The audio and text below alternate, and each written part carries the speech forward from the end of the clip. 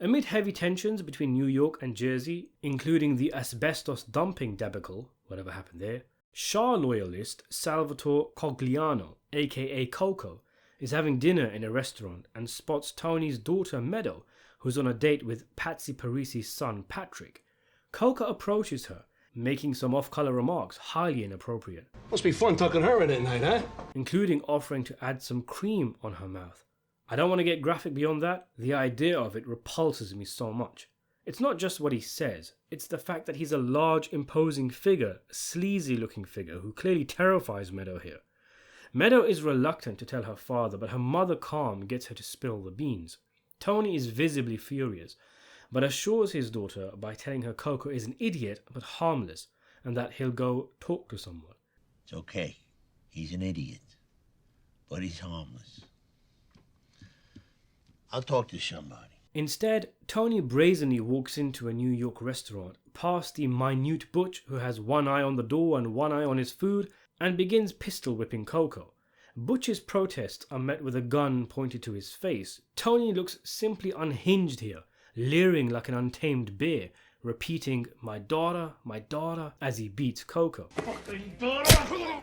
My fucking daughter! Motherfucker, my fucking daughter! His insatiable rage culminating in a curb stomp, one of the show's most violent moments.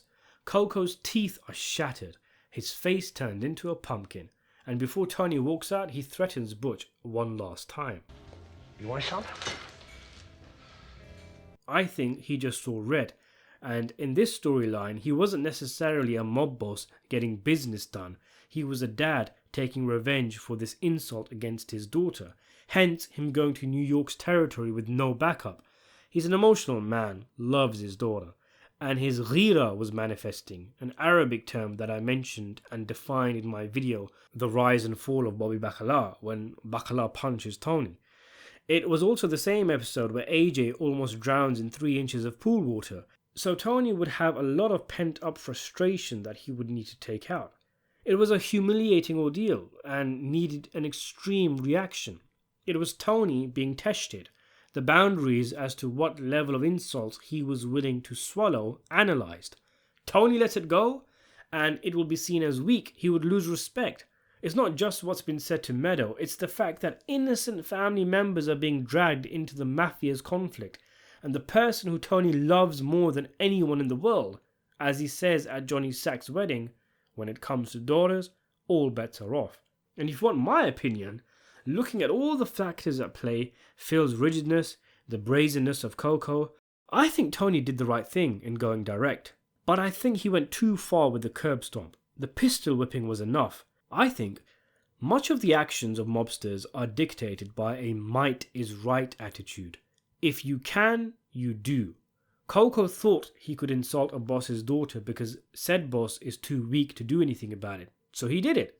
Tony thought he could beat the crap out of Coco as a response, so he did it. I actually think, public condemnation aside, that New York would actually respect Tony for this, that the likes of Butch and other Lupertazzi soldiers would see that Tony is a man to be feared, that he's no pushover. It's a kind of terrifying Louis Brassy type action that would have terrified New York. In fact, he scared New York so bad Phil turned into a house. In fact, I actually think a far more egregious crime Tony committed was shoving a pistol into Butch's face without any provocation whatsoever, threatening him with a bullet in his eye. And poor Butch only has one that works anyway. That's gotta be resolved. The first time Tony does it, I think, can be forgiven. He clearly is in a murderous rage. But after he stomps Coco, he does it again. And in a world where throwing food at a parade float is a major crime, waving a gun in the face of a New York underboss who is innocent in this situation will not go unforgiven. And I think it actually factored into Butch's decision making to have Tony eventually taken out, which is a theory I subscribe to, as I talk about in another video.